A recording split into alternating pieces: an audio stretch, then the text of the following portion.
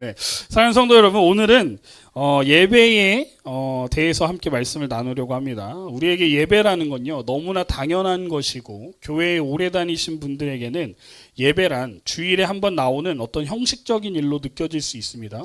주일 아침이 되면 교회에 와서 예배 시작 전에 사도신경으로 우리가 신앙을 고백하고, 찬양 인도자가 찬양을 인도하고, 또 대표 기도자가 나와서 기도를 합니다. 또 봉헌 찬양과 기도를 드리고 설교를 듣고 마지막에 축도를 받고 이제 집으로 돌아가는 전형적인 패턴처럼 느껴질 수 있다는 거예요. 매주 반복하다 보니까 어느 순간 예배가 너무 익숙해져서 내가 지금 누구 앞에 나와 있는지 깊이 생각하지 못할 때가 있습니다. 반대로 교회 문화가 아직 낯선 분들에게는 예배가 지겹고 재미없고 무슨 말인지 하나도 모르겠는 시간처럼 느껴질 수도 있습니다. 찬양 가사도 익숙하지 않고 목사님은 성경 어디를 읽겠다고 하는데 성경을 어디서 찾아야 하는지도 모르겠고 설교에서 나오는 단어들도 낯설 수 있어요. 앉아 있기는 앉아 있는데 왜 지금 내가 여기에 앉아 있는 건지, 왜 기도할 때 눈을 감는지, 왜 사람들이 뭐 말만 하면 아멘이라고 하는지 잘 모를 수도 있습니다. 그래서 처음에는 하나님이 좋아서 교회에 오는 것이 아닐 가능성이 굉장히 높죠. 단순히 교회 사람들이 좋아서 오는 것일 수 있어요. 나를 반겨주는 사람이 있고 따뜻하게 말 걸어주는 사람이 있고 함께 밥 먹고 교제하는 시간이 좋아서 올 수도 있습니다. 저는 여자 만나러 왔다가 목회자가 됐어요. 교회에. 네, 그렇게 될 수 있어요. 어떤 분은 마음이 외로워서 올 수도 있고 어떤 분은 누군가의 권유 때문에 올 수도 있고 어떤 분은 삶이 너무 힘들어서 혹시 여기에는 답이 있을까 하는 마음으로 올 수도 있습니다. 그러면 그 출발이 나쁜 걸까요? 아니에요. 처음에는 사람 때문에 교회에 오는 게 당연한 거라고 저는 생각해요. 누군가의 친절 때문에 예배당 문을 열 수 있고 공동체의 따뜻함 때문에 자리에 앉을 수 있습니다. 그런데 우리의 교회 생활이 거기에서만 멈추면 안 된다는 거예요. 사람 때문에 왔어도 하나님을 만나는 자리까지 가야 됩니다. 교회 분위기가 좋아서 왔다가 하나님 앞에 서는 사람이 되어야 되는 거예요. 위로받고 싶어서 왔다가 이제는 하나님께 내 삶을 드리는 예배자가 되어야 합니다. 그렇다면 예배란 무엇일까요? 예배는 하나님 앞에 나아가는 겁니다. 그런데 하나님 앞에 나아간다는 말은 단순히 교회 건물 안으로 들어온다는 뜻이 아니에요. 예배당 의자에 앉았다고 해서 내가 자동으로 예배자가 되는 게 아니란 말입니다. 몸은 예배당에 와 있는데 마음은 전혀 하나님께 향하지 않을 수 있기 때문이에요. 찬양 인도자는 회중을 하나님 앞에 인도하기 위해서 우리를 구원하신 하나님을 함께 찬양합시다라고 말하고 있는데 내 마음과 생각은 오늘 예배 끝나고 뭐 먹지? 내일 내가 해야 될 일이 뭐가 있었지? 출근해서 뭐 해야 되지? 예배 끝나고 누구를 만날지에 가 있을 수 있어요. 목사님은 하나님의 말씀을 전하고 있는데 듣는 사람의 마음은 앞으로 뭐 먹고 살지, 지금 주식은 어떻게 지금 올라가고 있는지 내려가고 있는지 걱정이 되고 이번 달은 어떻게 버틸지, 이 문제는 어떻게 해결해야 할지 하는 걱정과 염려가 우리가 예배를 드리는 가운데에서 계속 있을 수 있다는 거예요. 여러분, 예배는 단순히 공간의 이동이 아닙니다. 집에서 교회로 왔다고 끝나는 게 아니란 말이에요. 예배는 마음의 방향이 하나님께로 향하는 일이에요.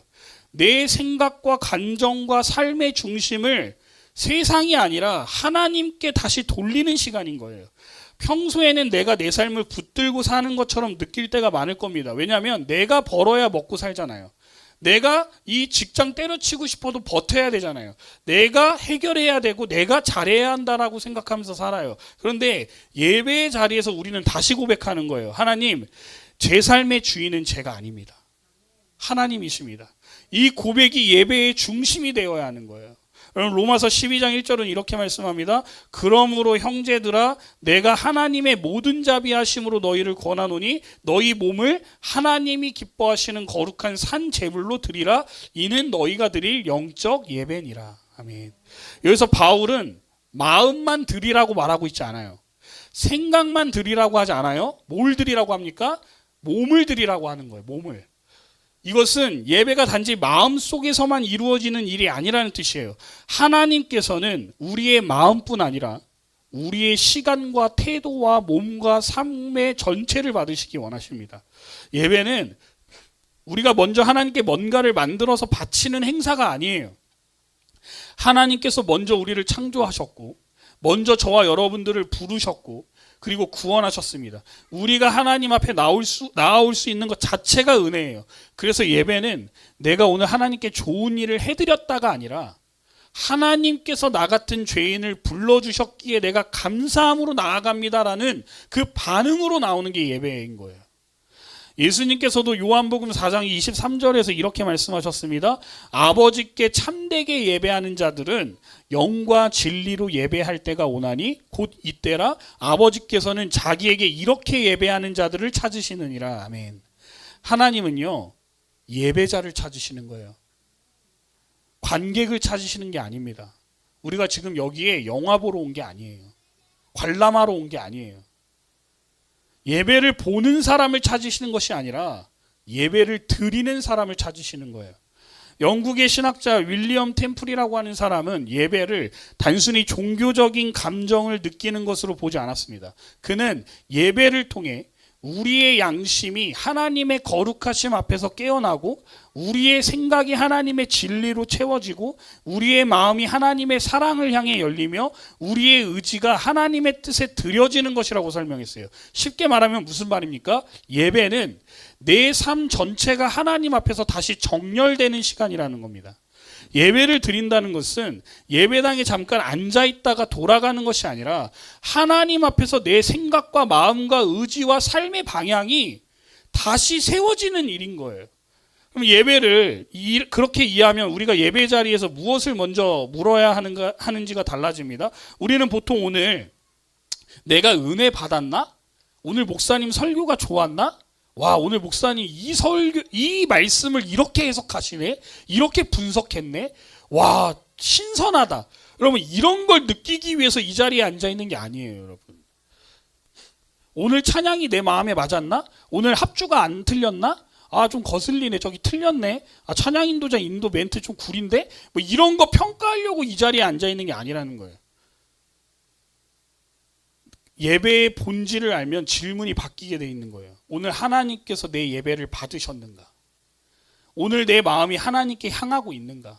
오늘 나는 하나님 앞에서 내 삶의 주인이 하나님이심을 인정했는가? 이것이 예배자가 먼저 물어야 할 질문입니다. 근데 우리는 예배를 자꾸 내가 무엇을 얻는 시간으로 생각할 때가 많아요.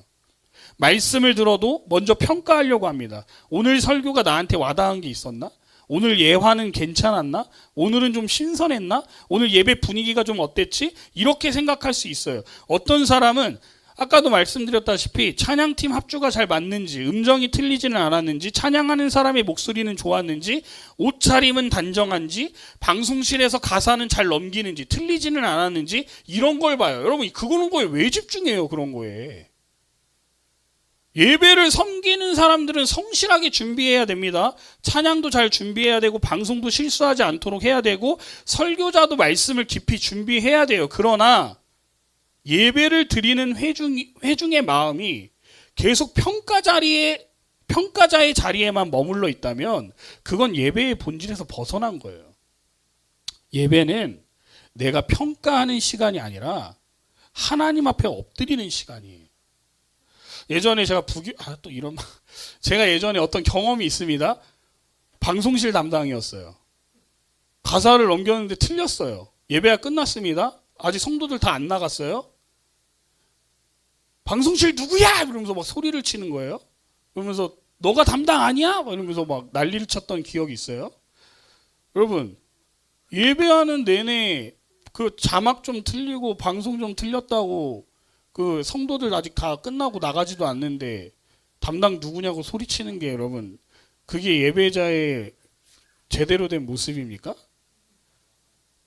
근데 여러분 저도 안 그럴 줄 알았어요. 근데 제 마음에도 한 번씩 욱할 때가 올라와요. 예배 태도 저거 한번 뒤집어 엎어? 약간 이런 것부터 시작해서 이런 걸 틀려? 준비가 이렇게 안 돼? 이런 마음이 올라오더라는 거예요, 저도. 그러니까 예배의 주인은 하나님이신데 나는 평가자의 자리에 앉아있더라는 거예요. 또 우리는 예배 가운데 내가 위로받는 것에만 또 중점을 둘 때가 있어요. 오늘 예배를 통해서 내 마음이 편해졌는지, 내 문제가 해결될 것 같은 느낌이 들었는지, 내가 은혜를 받았는지를 먼저 생각해요. 물론 하나님께서 예배 가운데 위로도 주시고 회복도 주십니다. 말씀을 듣다가 마음이 살아날 때가 있고 찬양하다가 눈물이 날 때도 있어요. 그러나 예배의 첫 번째 목적은 내가 만족하는 게 아니에요. 예배의 첫 번째 목적은 하나님께 영광을 돌리는 거예요. 믿으십니까? 고린도전서 10장 31절은 그런즉 너희가 먹든지 마시든지 무엇을 하든지 다 하나님의 영광을 위하여 하라고 말씀합니다. 먹고 마시는 가장 일상적인 일도 하나님의 영광을 위해 해야 한다면 하나님께 나아오는 예배는 더더욱 하나님의 영광이 중심이어야 합니다. 예배가 내 취향이나 내 감정이나 내 만족을 중심으로 돌아가기 시작하면 예배의 방향이 바뀌어버려요. 하나님께 드리는 시간이 아니라 내가 소비하는 시간이 되어버릴 수 있다는 거예요. 히브리서 10장 19절과 20절은 이렇게 말씀합니다. 그러므로 형제들아 우리가 예수의 피를 힘입어 성소에 들어갈 담력을 얻었나니 그 길은 우리를 위하여 휘장 가운데로 열어놓으신 새로운 살 길이요. 우리가 하나님 앞에 나아올 수 있는 이유는 우리가 괜찮은 사람이기 때문이 아니라는 거예요. 우리가 착해서도 아니고 교회에 오래 다녀서도 아니고 헌금을 많이 했기 때문도 아니에요. 예수님의 피 때문입니다. 예수님께서 십자가에서 우리 죄를 대신 담당하셨기 때문에 우리가 하나님 앞에 나아갈 수 있는 길이 열린 거예요. 그러므로 예배는 하나님과 거래하는 시간이 아니에요. 하나님, 제가 오늘 예배 드렸으니까 이번 주에는 제 문제 해결해 주셔야 돼요. 제가 헌금했으니까 이제 복 주셔야 돼요. 제가 교회에 나왔으니까 제 일이 잘 되게 해주셔야 돼요. 이런 식으로 하나님께 조건을 거는 시간이 아니에요. 여러분 이렇게 조건 걸고 조건부 신앙 생활, 종교 생활 하시잖아요. 만약 안 들어주면 어떻게 될 건데요? 하나님 없어. 교회 안 나가. 이렇게 되는 거예요, 여러분. 그건 기복신앙입니다, 여러분. 예배는 은혜를 아는 사람이 하나님 앞에 마땅히 드리는 반응이라고요. 쉽게 말하면 이런 겁니다. 누군가가 저와 여러분들을 살려주었다라고 한번 생각해 보세요. 내가 도저히 빠져나올 수 없는 자리에서 나를 건져주었습니다. 그러면 그 사람에게 감사하는 것이 억지로 나올까요? 만약 감사하지 않고 당연하게 여기거나 억지로 감사한다면 그건 그 사람이 잘못된 거예요. 감사는 자연스러운 반응이어야 합니다. 여러분 예수님께서 10명의 병자들을 고치셨습니다. 그리고 그 중에 몇 명이 돌아와서 하나님 예수님 앞에 나와서 감사하다고 했는지 아십니까? 성경에 딱 한 명만 돌아와요. 한 명인가 두 명인가? 한 명만, 아무튼 몇 명 돌아와요. 한 명인가? 아마 그럴 거예요. 10명이 예수님께 치유받았는데 그 중에 남들은 자기 갈 길, 자기 살 길 찾아서 갔어요. 근데 한 명만 와서 주님 감사합니다. 주님을 내 주인으로 모시겠습니다라고 한다는 거예요. 저와 여러분들도 그럴 수 있다는 거예요, 여러분. 가정도 생각해 볼 수 있습니다. 부모가 자녀를 돌보고 먹이고 키우는 것이 아이들이 반드시 감사해야만 밥을 줍니까? 여러분, 우리가 너 아빠 엄마가 열심히 돈 벌어서 밥 먹였으니까 엄마 아빠에게 감사해야지만 내가 너를 사랑해 줄 거야 라고 거래로 이루어지는 일이에요. 부모는 사랑하기 때문에 돌보는 거예요. 그리고 아이들은 그 사랑을 받으면서 자연스럽게 아빠, 엄마 사랑해요 라고 반응하는 겁니다. 그게 마땅한 반응인 거예요. 예배도 마찬가지입니다. 하나님께서 저와 여러분들을 만드셨고 죄악에서 구원해 주셨습니다. 죽을 수밖에 없는, 지옥에 갈 수밖에 없는 우리를 살려주셨습니다. 그렇기 때문에 우리는 감사의 마음으로 하나님 앞에 나와서 예배하는 거예요. 여러분, 그러면 공예배란 무엇이겠습니까? 우리는 왜 함께 모여 예배를 드리는 걸까요? 근데 이 예배는 나 혼자 마음속으로 하나님을 생각하는 것에서 끝나지 않습니다.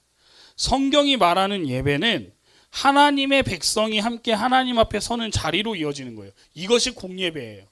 공예배는 하나님의 백성이 함께 모여서 하나님께 드리는 예배입니다. 개인적으로 기도하는 시간도 필요하고 집에서 성경을 읽는 시간도 필요합니다. 운전하면서 찬양을 들을 수도 있고 하루 중에 조용히 하나님께 마음을 올려드릴 수도 있어요. 그건 귀한 일입니다. 그러나 그것만으로 성경이 말하는 예배 생활이 충분하다라고 말할 수는 없어요.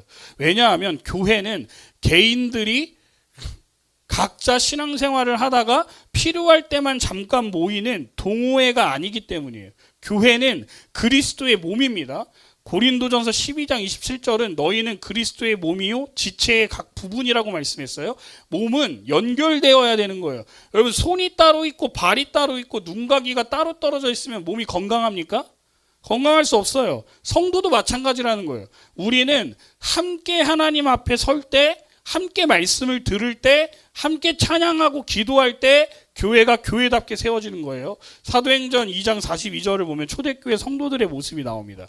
그들이 사도의 가르침을 받아서 서로 교제하며 떡을 떼며 오로지 기도하기를 힘쓰니라 라고 나와요. 여기서 중요한 것은 그들이 함께 했다는 거예요. 혼자 각자 알아서 신앙생활한 게 아니에요.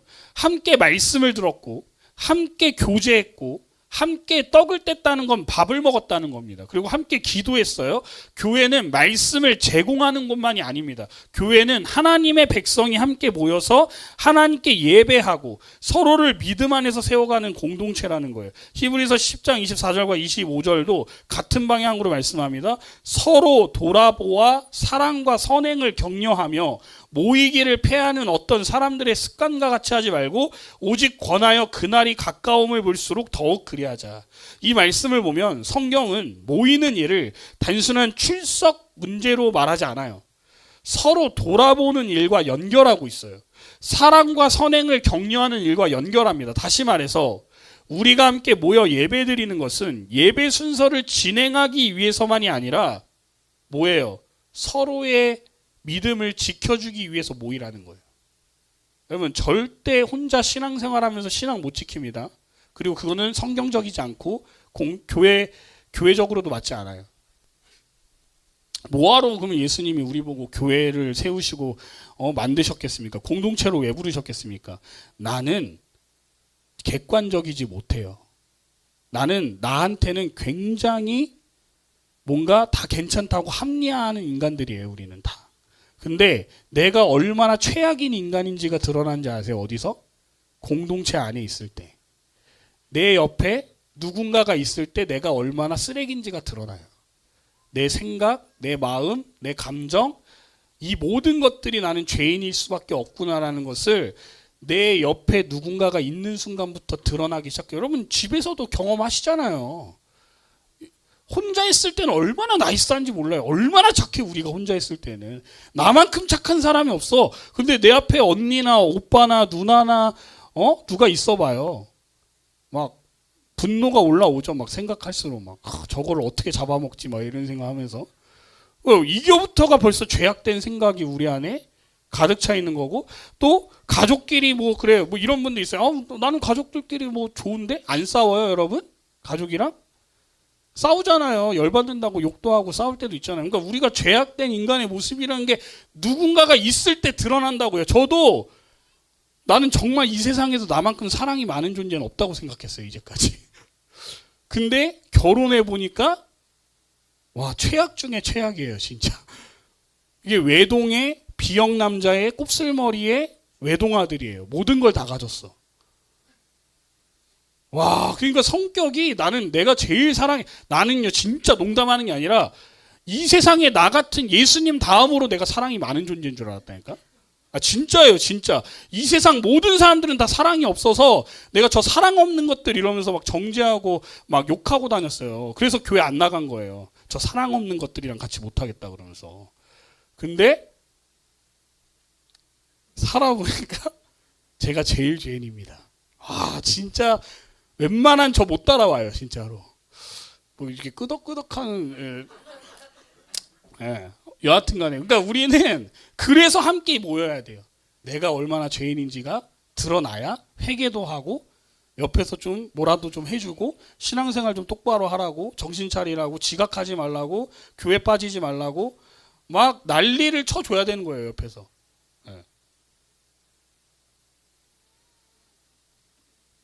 그렇게 해야 돼요. 사랑하는 마음으로. 정죄가 아니에요. 사랑하는 마음으로.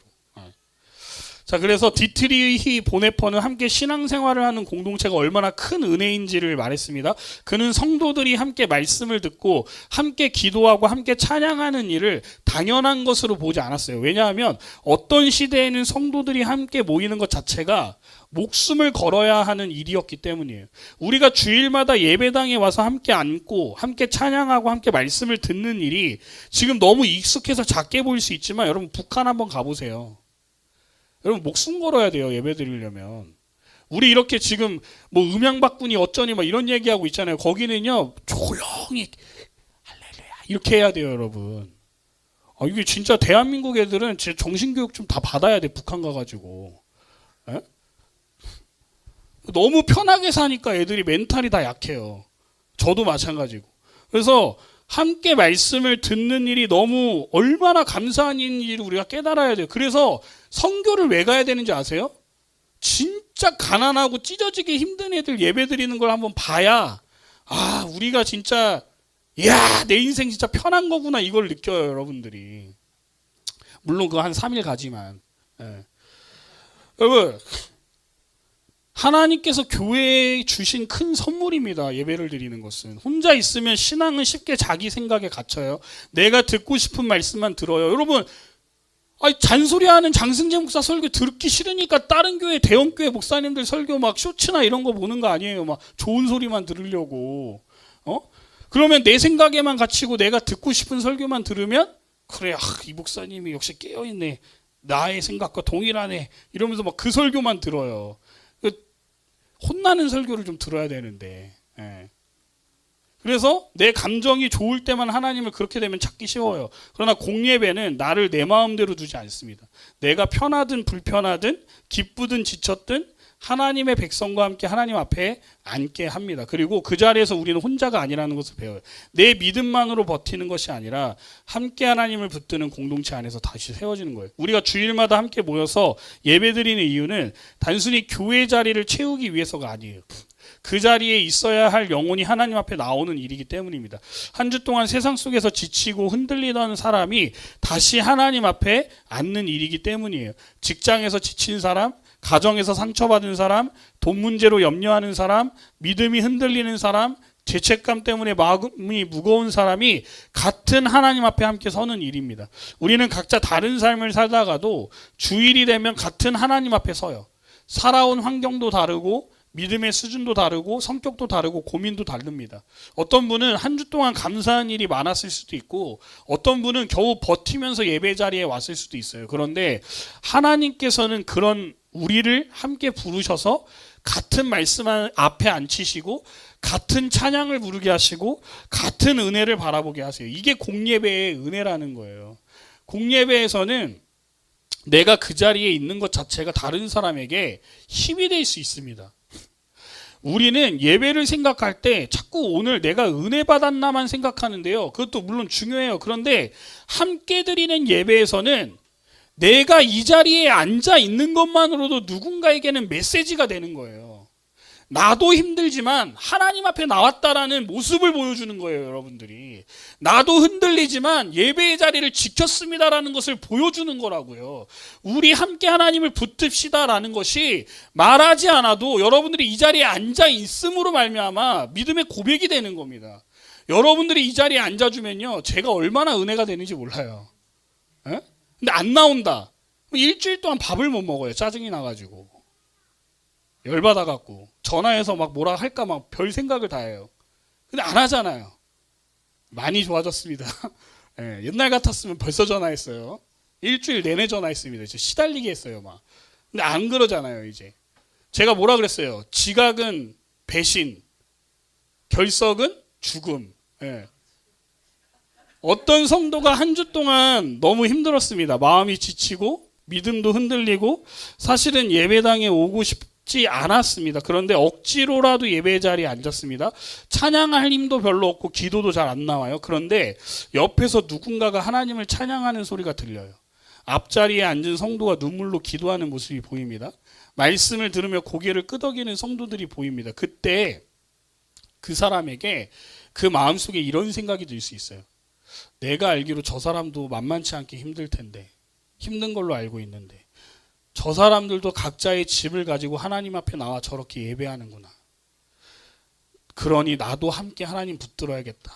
이것이 공동체 예배가 주는 힘인 거예요. 여러분, 온라인 예배를 제가 요즘에 계속 고민했습니다. 이거 하지 말까? 라이브를 켜지 말고 그냥 영상만 촬영해서 동영상으로 보내줄까? 왜 그러냐면 여러분, 지금 우리는 앉아있기 때문에 여러분들 지금 안 나가잖아요. 못 나가잖아요. 근데 여러분, 온라인으로 지금 예배 드린다 하면 생각해 보세요. 일단 옷차림부터가 잠옷 차림입니다. 자빠져 누워가지고 예배 드리고 있을 수도 있고, 아니면 좀 들이다가 잠깐 멈춤하고 화장실 갔다 오거나 밥 먹으면서 예배를 드리고. 여러분, 이게 예배입니까, 여러분? 그리고 뭐 좀 하다가 잠깐 나갔다가 다시 들어왔다가. 예배가 아니에요, 여러분. 저는 솔직히 개인적으로 주관입니다. 온라인 예배는 예배가 아닙니다, 여러분. 네. 온라인은 예배가 아니에요. 그건 교회의 본질에 맞지 않습니다. 교회의 본질은 성도가 함께 모여서 이곳에서 예배를 드리는 게 진짜 예배인 거예요. 시대가 바뀌었다고, 시대가 그렇게 요구하니까 거기에 맞춰서 한다? 솔직히 맞지 않는 행동들을 지금 하고 있는 겁니다. 그럼에도 불구하고 온라인으로 예배하시는 분들이 있기 때문에 그냥 제가 편의를 봐드리는 거지, 제 성격상은 원래 이거 라이브 안 켜요. 어쨌든 그렇습니다. 예배가 뭔지를 똑바로 아셔야 된다는 거예요. 드릴 거면 제대로 드리십시오. 똑바로 앉아서 옷차림 딱 깔끔하게 입고 화장하고 하나님께서 보신다라는 것을 항상 생각하고 내가 진짜 교회에 왔다라고 생각하고 예배 드려야 되는 거예요. 그리고 공예배는 예배의 모든 순서를 함께 드리는 시간이에요. 예배는 설교만 듣는 시간이 아니에요. 사도신경으로 신앙을 고백할 때 우리는 같은 믿음 위에 서 있다는 것을 함께 확인하는 겁니다. 찬양은 찬양팀의 공연이 아니에요. 찬양 인도자는 회중을 하나님 앞에 인도하는 것이고, 회중은 함께 하나님을 높이는 거예요. 대표 기도는 대표 기도자 혼자 기도하는 시간이 아니에요. 우리 교회의 상황을 알고 교회에 맞게 어떤 기도를 하나님 앞에 올려드려야 될지를 알고 드리는 게 대표 기도인 거예요. 근데 교회에 나오지도 않는데, 서로 교제가 없는데 어떻게 이 교회가, 우리 바른교회가 필요한 대표의 기도가 뭔지를 어떻게 합니까? 그거를. 대표 기도자는 회중을 대표해서 기도하는 것이고, 우리는 그 기도의 마음을 모아 하나님께 함께 아뢰는 시간인 거예요. 헌금도 예배 중간에 잠깐 지나가는 순서가 아니에요. 하나님께서 내 삶을 공급하셨고 내가 가진 모든 것이 하나님께로부터 왔음을 인정하는 고백입니다. 축도는 뭐예요? 여러분, 찬양 끝나고 설교만 중요하다고 생각하는 사람들이 있어요. 아닙니다. 예배가 50분에 시작했으면 이제 예배는 완전히 사도신경으로 신앙을 고백하는 순간부터 예배는 시작된 거예요. 축도는 뭐예요? 이 축도 안 받고 나가는 사람들이 있어요. 빨리 가야 된다고. 여러분, 축도가 끝나야 진짜 예배가 끝난 거예요. 축도도 예배 끝났다는 신호가 아닙니다. 하나님께서 자기 백성을 세상으로 보내시면서 은혜로 덮어주는 시간을 달라고 구하는 시간이에요. 이렇게 보면 예배의 모든 순서는요, 의미가 있습니다. 근데 우리가 공예배를 잘 모르면 설교만 예배라고 생각해요. 찬양은 늦어도 되고, 기도는 놓쳐도 되고, 헌금은 형식적인 시간이고, 축도는 끝나는 인사처럼 생각합니다. 그렇지 않다고요. 공예배 전체가 하나님께 드려지는 한 흐름입니다. 이 부분에서 온라인 예배의 문제도 우리가 생각해 봐야 돼요. 먼저 분명히 해야 될 게 있습니다. 온라인을 통해 말씀을 듣고 은혜를 받는 분들이 있어요. 저는 병상에 계신 분들, 몸을 움직일 수 없는 분들, 먼 곳에 있거나 특별한 상황 때문에 예배당에 올 수 없는 분들에게는 온라인은 말씀을 붙드는 귀한 통로가 될 수 있습니다. 이런 경우까지 함부로 정죄하면 안 돼요. 하나님께서는 우리의 형편을 아시는 분입니다. 하지만 온라인 예배가 주일 예배를 대신해도 되는가 하는 문제는 다르게 봐야 돼요. 오늘 좀 피곤하니까 그냥 온라인으로 예배 드릴게요. 이거 안 됩니다. 온라인의 가장 큰 위험은 예배가 드림이 아니라 시청이 되어버릴 수 있기 때문이에요. 예배는 하나님께 드리는 것인데 온라인으로 예배를 대하다 보면 어느 순간 내가 보는 사람이 됩니다. 화면을 켜놓고 다른 일을 할 수 있고, 집중이 안 되면 잠깐 멈출 수도 있고, 시간이 맞지 않으면 나중에 보면 된다고 생각해요. 그렇게 되면은 예배가 하나님께 나아가는 거룩한 시간이 아니라 내가 예배 드리고 싶으면 드리고 내가 안 하고 싶으면 안 하고 놓치면 안 하고 귀찮으니까 안 하고 내가 편한 방식으로 소비하는 종교 콘텐츠가 되어버릴 위험이 있어요. 실제로 온라인으로 예배를 드리다 보면 이런 일이 쉽게 생깁니다. 예배 영상을 켜놓고 아침을 준비해요. 찬양이 나오는 동안 카톡을 확인합니다. 설교를 듣다가 전화가 오면 어떻게 해요? 잠깐 멈춰요. 집중이 안 되면 속으로 나중에 다시 보지라고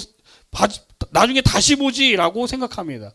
그러다 보면 예배가 하나님께 드리는 시간이에요. 그게 내 일정 사이에 끼워 넣는 시간인 거지. 그게 이것이 온라인이라는 도구 자체가 악하다는 뜻이 아니에요. 문제는 온라인 환경이 우리를 예배자보다 시청자에 가깝게 만들 수 있다는 걸 제가 지적하는 거예요. 제임스 K.A. 스미스라는 신학자는 사람이 단지 머리로만 배우는 존재가 아니라 반복되는 습관을 통해 빚어지는 존재다라고 말했어요. 쉽게 말하면 우리가 반복해서 하는 일이 우리를 만든다는 거예요. 주일마다 몸을 일으켜서 예배당으로 오고 성도들과 함께 앉고 찬양하고 말씀 앞에 앉는 반복이 우리를 예배자로 만든다는 거예요. 처음에는 어색해도 반복하다 보면 마음이 따라오고 처음에는 잘 몰라도 그 자리에 계속 서다 보면 하나님 앞에 서는 법을 배우게 된다는 거예요. 반대로 온라인으로 예배를 켜놓고 다른 일을 하거나 집중이 안 되면 멈추고 바쁘면 나중에 보면 된다고 생각하는 습관이 반복되면 어떻게 될까요? 교회 안 가죠. 집에서 온라인으로 예배 드리는 거지. 나도 모르게 예배를 콘텐츠처럼 대하게 돼요. 하나님께 드리는 시간이 아니라 내가 소비하는 영상처럼 대하게 된다는 겁니다. 이것이 온라인 예배의 가장 큰 위험입니다. 온라인이라는 도구가 악하다는 게 아니라고 제가 계속 말씀드려요. 문제는 그 도구가 우리를 예배자보다 시청자에 가깝게 만들 수 있기 때문이에요. 물론 예배당에 앉아 있다고 해서 모두 집중하는 게 아니죠. 현장에 와 있어도 아까도 말씀드렸다시피 마음은 다른 데 있을 수 있어요. 언제 끝나? 벌써 12시 다 돼가는데 왜 안 끝나? 이렇게 생각할 수 있어요. 여러분, 설교는 한 3, 4시간씩 들어야 되는 거예요, 원래. 에? 그 바울이 말씀 전하다가 한 청년이 사람이 너무 많아가지고 저기에다 걸터 앉아가지고 예배드리다 졸다가 뒤로 넘어져갖고 죽은 거 사건 성경에 나온 거 몰라요? 설교를 얼마나 오래 했으면 이렇게 졸아가지고 뒤로 넘어가서 죽어요. 그랬더니 바울이 어떻게 합니까? 기도해서 다시 살리잖아요. 설교는 원래 즐거워야 되는 거예요, 여러분. 이 시간은 하나님께 예배드리는 시간이에요. 말씀이 너무 달콤해야 되는 거예요, 여러분. 언제 끝나나 기다려야 되는 시간이 아닙니다. 아주 그냥 1시간 예배드리는 게 아주 이제는 일상이 돼가지고 성찬하자 그러면 예배가 너무 길어요. 말 같지도 않은 사람 있어요. 여러분들이 지금 주인이에요? 예배의 주인은 하나님입니다. 네, 워워 하겠습니다. 내가 편한 시간에 선택해서 듣는 방식으로 여기면 안 돼요. 그러다 보면 꼭 봐봐, 지금 또 예배드리다 한 명 나갔어요. 지금 듣기 싫으니까 나가는 거예요.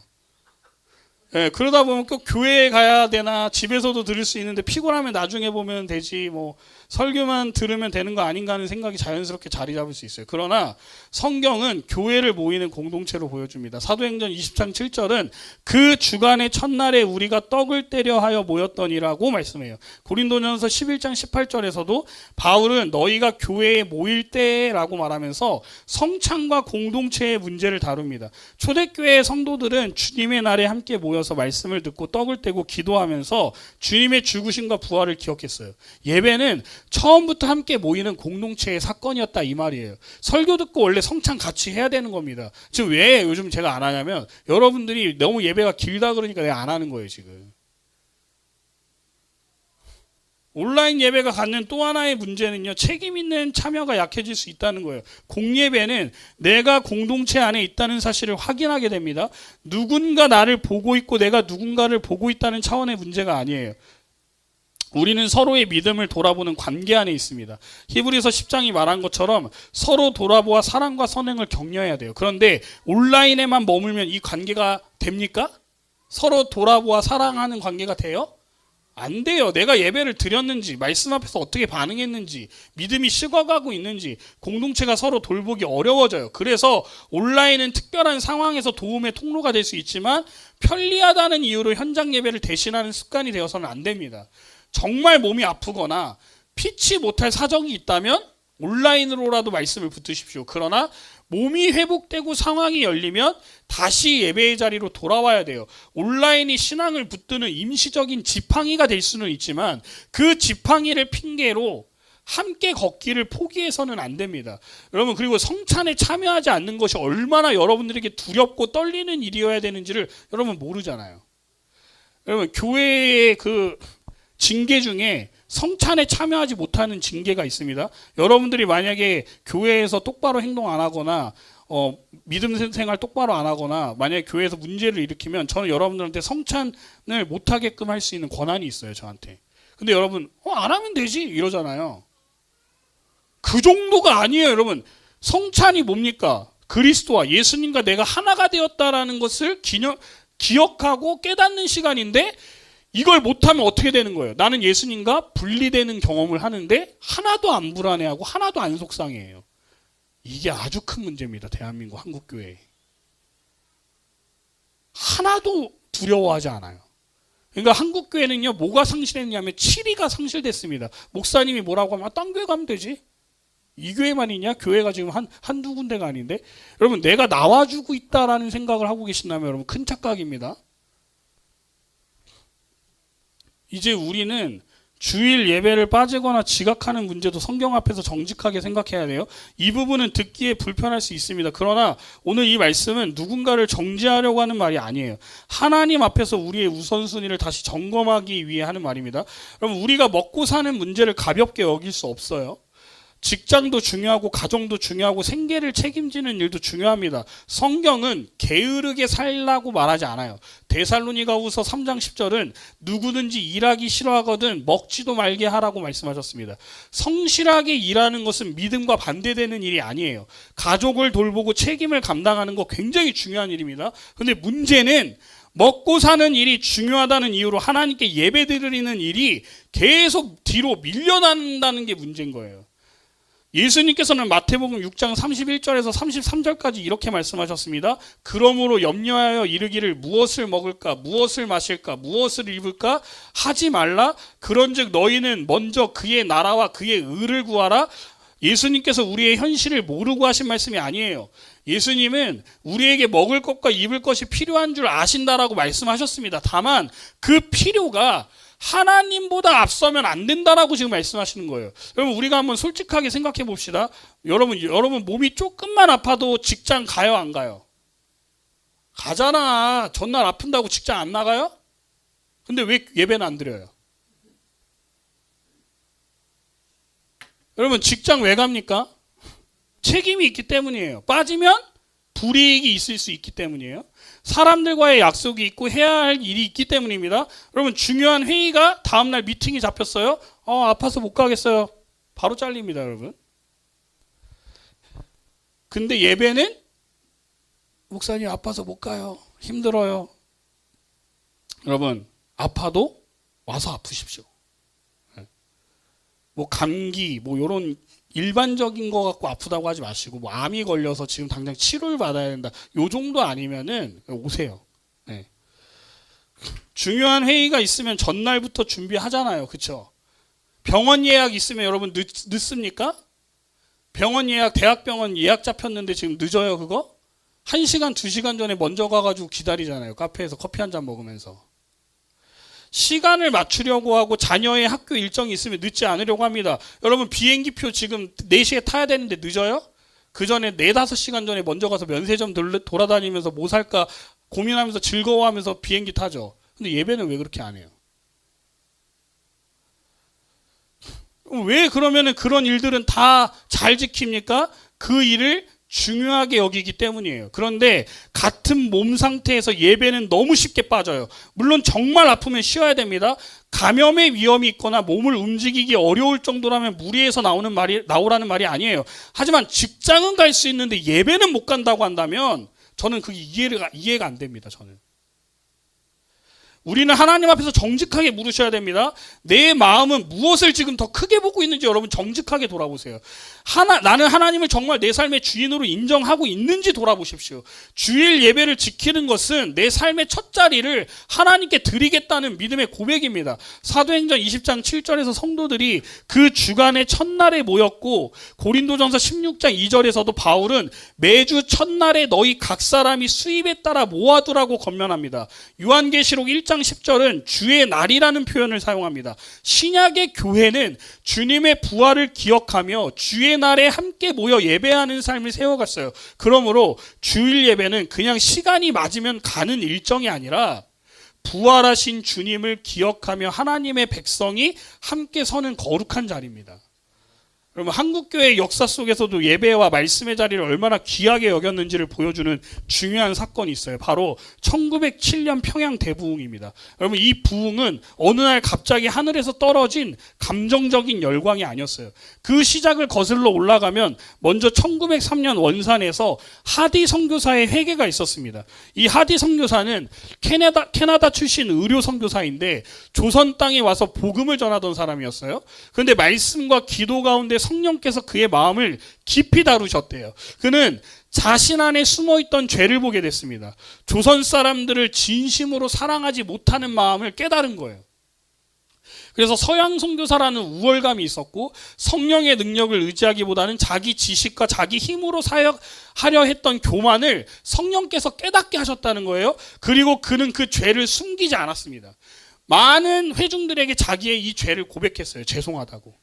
선교사들 앞에서만이 아니라 한국 성도들 앞에서도 공개적으로 고백했단 말이에요. 그는 자신이 조선 사람들을 사랑한다라고 말했지만 실제 마음 깊은 곳에는 교만이 있었고 성령의 능력보다는 자기 힘으로 사역하려 했음을 고백했어요. 이 고백을 들은 사람들은 큰 충격을 받았습니다. 선교사가 먼저 무너졌기 때문이에요. 가르치는 사람이 먼저 회개했고 앞에 서 있던 사람이 먼저 엎드렸습니다. 그러자 그 자리에 있던 선교사들과 한국 성도들의 마음도 함께 열리기 시작했어요. 여러분, 부흥은 누군가를 향해서 너희가 회개해야 한다라고 외치는 데서 시작되는 게 아니에요. 먼저 하나님 앞에서 자기 죄를 본 한 사람의 무너짐에서 시작되는 거예요. 그리고 그 회개의 불씨가 원산을 중심으로 번져나가면서 훗날 1907년 평양 대부흥으로 이어지는 중요한 영적 흐름이 된 겁니다. 그 흐름을 여러 지역의 기도회와 사경회로 이어졌고, 마침내 1907년 1월 평양 장대현 교회에서 열린 사경회 가운데 큰 회개의 역사가 일어났어요. 약 1,500명가량의 사람들이 말씀을 배우고 기도하기 위해 모였다라고 전해집니다. 그런데 처음부터 뜨거웠던 건 아니에요. 사람들의 마음은 쉽게 열리지 않았고 집회는 무겁게 흘러갔습니다. 그때 지도자들과 선교사들은 더 간절히 기도했어요. 그리고 길선주 장로님이 자신의 죄를 공개적으로 고백하면서 분위기가 완전히 바뀝니다. 한 사람의 회개가 다른 사람들의 회개를 또 불러온 거예요. 그날 사람들은 단순히 눈물만 흘린 것이 아니었어요. 훔친 것을 돌려주고 속인 것을 고백하고 미워하던 사람과 화해하고 숨겨두었던 죄를 하나님 앞에 내어놓았습니다. 여러분, 이것이 진짜 부흥이에요. 예배가 살아나니까 어떻게 돼요? 회개가 일어나는 거예요.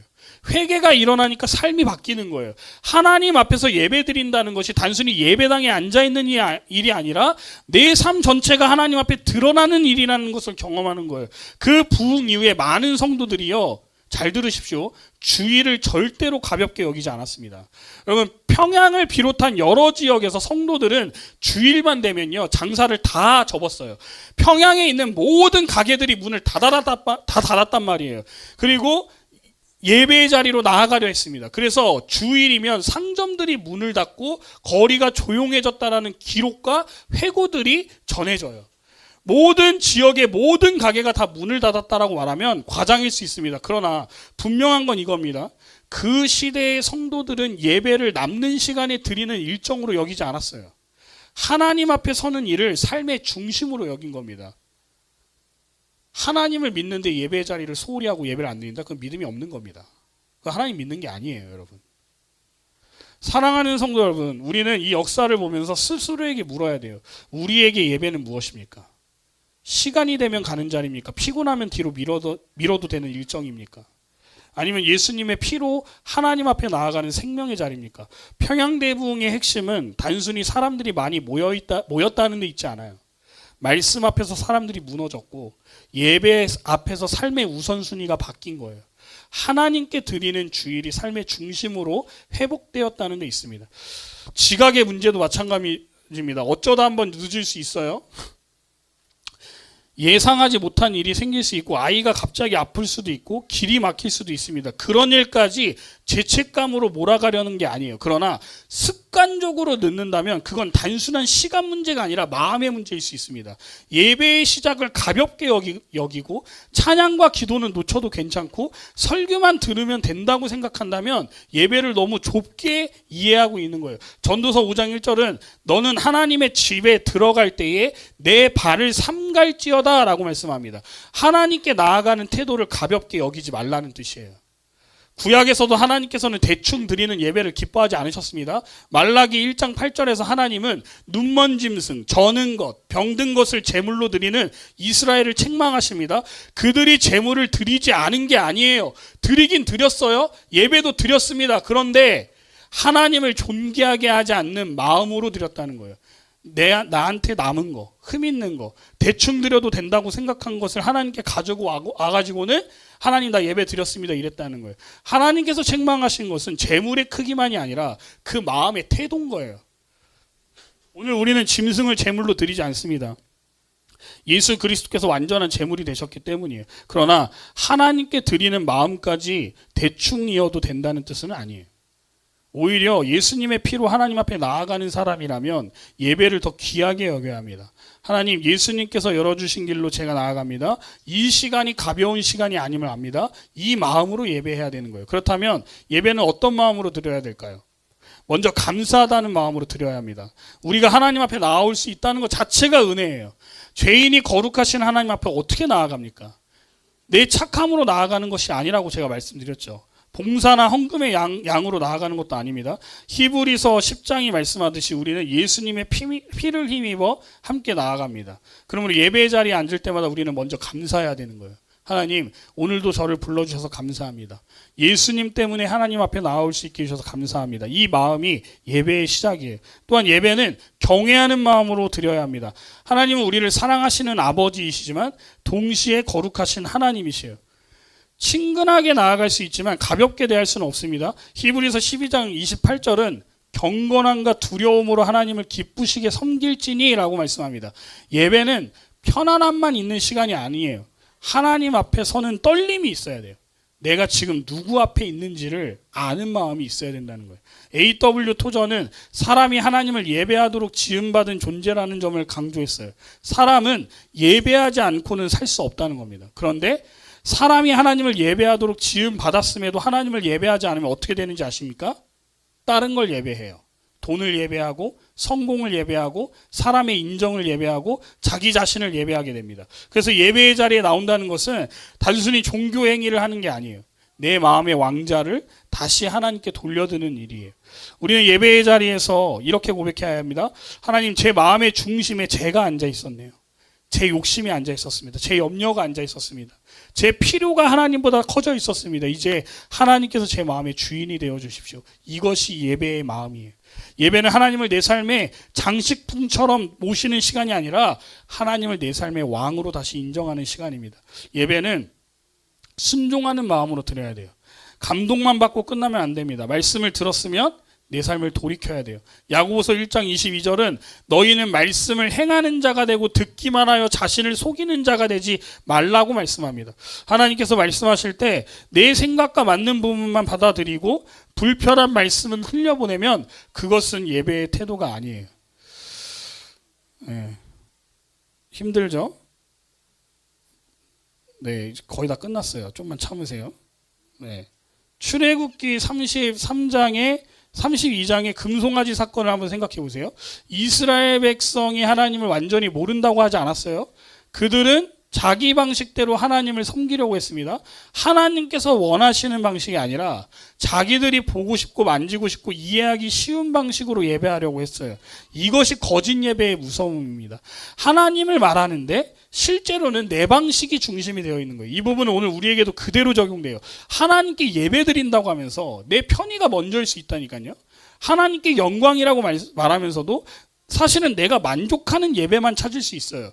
말씀 앞에 순종하기보다 내가 듣고 싶은 말만 듣고 싶어 할 수 있습니다. 그래서 예배의 자리에서 우리는 늘 물어야 돼요. 하나님, 제가 원하는 방식이 아니라 하나님께서 저에게 지금 하시고자 하시는 말씀이 무엇인지를 듣기 원합니다. 그리고 그 말씀을 듣고 내가 순종하기를 원하고 내 죄가 드러나기를 원합니다. 하나님을 기뻐하게 하는 예배로 내 마음을 바꿔주시고 제 삶을 말씀으로 세워주십시오라는 그 고백이 있어야 될 줄 믿습니다. 여러분, 예배는 준비하는 마음으로 드려야 돼요. 네 가지입니다. 예배 준비는 찬양팀과 설교자만 하는 게 아니에요. 회중도 함께 준비해야 됩니다. 여러분, 토요일 밤부터 마음을 준비할 수 있어야 돼요. 주일에 아침에 허겁지겁 일어나서 겨우 도착해서 앉는 것이 아니라 하나님을 만나는 자리로 알고 마음을 준비해야 되는 거예요. 물론 매주 완벽하게 준비할 수는 없습니다. 삶이 바쁘고 아이를 돌봐야 되고 예상하지 못한 일들이 생길 수 있어요. 그래도 마음의 방향은 분명해야 돼요. 하나님, 제가 예배의 자리로 나아갑니다. 오늘 제게 말씀해 주십시오. 제 마음을 열어주십시오. 이 기도가 있어야 돼요. 제 믿음의 선배들, 우리 이은영 집사님은요, 제가 봤을 때 전날부터 예배를 준비하시는 분인 것 같아요. 그렇죠? 그리고 이은영 집사님보다 더 윗세대인 분들은요, 내가 내일 하나님 앞에 드릴 헌금인데 어떻게 그냥 드리냐, 어떻게 꾸깃 내가 접어놓은 헌금을 드리냐, 은행 가서 새 돈 바꿔가지고 갖고 오실 정도로 하나님 앞에 준비하는 자세가 있단 말이에요. 어떤 분들은요, 내가 죄인인데 어떻게 정결한 마음으로 가지 않겠냐, 내 육체도 정결해야지 해서 토요일 날 전날에 목욕탕 가서 깨끗하게 씻고 가장 이쁜 옷으로 다림질해가지고 걸어놓고 예배에 나오시는 우리 믿음의 선배들이 있었어요. 지금 시대는 어떻습니까? 돌아봐야 되는 거예요. 그게 뭐 율법주의니 뭐 어쩌니 이딴 소리 할 게 아니라 그 마음의 중심의 태도를 보자는 거예요. 그래서 편리하다는 이유로 공예배를 대신하는 습관이 되어서는 안 되고, 주일 예배를 빠지거나 지각하는 문제도 단순한 시간 문제가 아니라 하나님을 내 삶에 어느 자리에 모시고 있는가와 연결되는 겁니다. 그러므로 오늘 말씀 앞에서 우리의 예배를 다시 세워야 됩니다. 이번 주부터 토요일 밤을 다르게 보내십시오. 주일 예배를 위해 마음을 준비하십시오. 주일 아침에 허겁지겁 시작하지 마시고 하나님 앞에 나아오는 시간으로 구별하십시오. 가능하다면 예배 시간보다 조금 일찍 나와 앉아서 기도하세요. 조용히 기도해 보십시오. 하나님, 오늘 제가 하나님 앞에 왔습니다. 제 마음을 열어주십시오. 찬양하는 자들에게, 회중들에게 마음의 문을 열 수 있도록 하나님 성령께서 역사하여 주십시오. 이러한 기도를 준비하는 시간이어야 되는 거예요. 혹시 온라인에 오래 머물러 있었다면 이제 다시 공동체의 자리로 나올 수 있는지 하나님 앞에서 정직하게 물어보십시오. 정말 피할 수 없는 상황이라면 하나님께서 아십니다. 그러나 편하게 익숙해서 사람 만나는 것이 부담스러워서 늦잠 자고 싶어서 온라인에 머물러 있었다면 다시 결단해야 합니다. 예배는 보는 것이 아니라 드리는 거예요. 교회는 화면으로만 연결되는 사람들이 아니라 그리스도 안에서 함께 하나님 앞에 서는 몸입니다. 네. 앞선 살핀 부흥의 역사처럼 하나님 앞에 참으로 선 사람들은 예배를 가볍게 여기지 않았어요. 말씀 앞에서 무너졌고 회개했고 삶을 돌이켰습니다. 오늘 우리의 예배도 그렇게 다시 살아나야 합니다. 예배가 살아나면 마음이 살아납니다. 예배가 회복되면 가정이 회복됩니다. 예배가 바로 서면 우리의 삶의 우선순위가 달라질 겁니다. 하나님은 오늘도 관객을 찾으시는 것이 아니라 예배자를 찾으십니다. 바라기는 우리 바른교회가 예배를 가볍게 여기지 않는 공동체가 되길 바랍니다. 주일을 남는 시간으로 드리는 것이 아니라 하나님께 먼저 드리는 공동체가 되길 바라요. 온라인의 편안리함이 아니라 하나님 앞에 함께 서는 은혜를 사모하는 공동체가 되기를 바랍니다. 그리고 우리 한 사람 한 사람이 감사와 경외와 순종의 마음으로 하나님께 나아가는 참된 예배자가 되시기를 주님의 이름으로 축원드립니다.